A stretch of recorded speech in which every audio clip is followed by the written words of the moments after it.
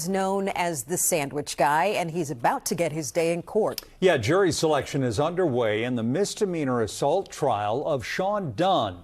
He's a former Justice Department paralegal who prosecutors say threw a Subway sandwich at a Customs and Border Patrol agent.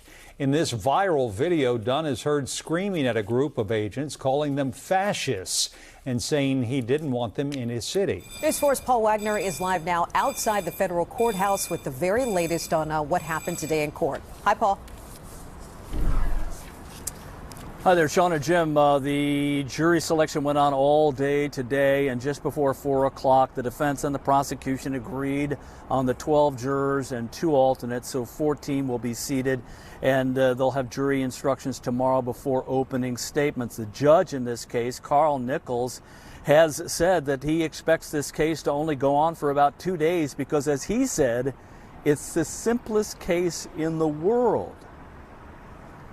Shortly after the federal law enforcement surge began in the city, as agents worked alongside D.C. police, Sean Dunn is captured on video berating a group of agents as they stood on a street corner in the U Street corridor.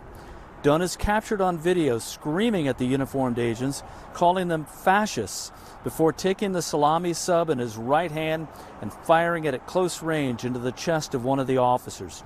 Dunn was quickly arrested and later charged with a felony in federal court. But when prosecutors with the U.S. Attorney's Office asked a grand jury to indict Dunn on the felony charge, they declined.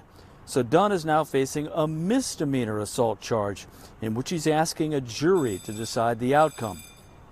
Dunn's defiant protest has some calling him the face of the resistance.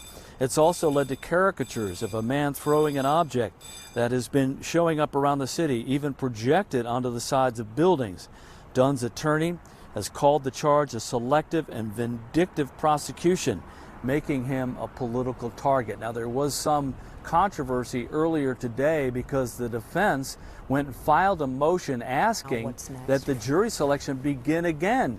And their claim was that the issue was that nobody in the courtroom could hear the questions or the answers coming from the jurors that were, or prospective jurors, I should say, that were being asked by the judge and the defense and the prosecution. There was a husher, and that is like white noise going on in the courtroom, so nobody could hear that.